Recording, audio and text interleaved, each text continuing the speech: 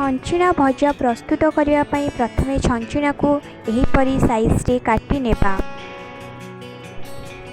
एहापरि सेथिरे लूण देबा,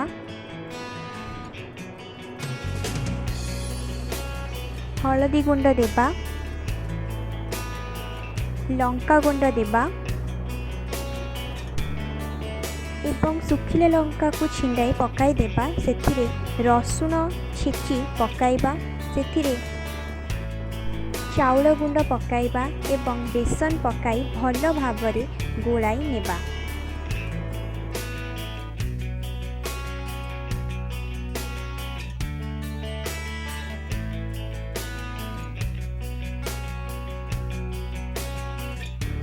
एहापरि कड़ाई रे तेल गरम करी नेबा।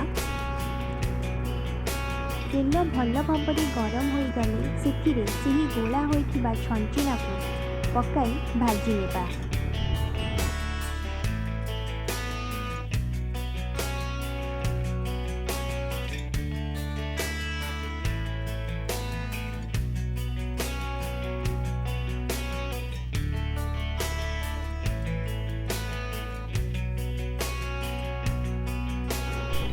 एहीपरि कलर होई गले एहाकू अन्य एक पात्र रे काढ़ी नेबा।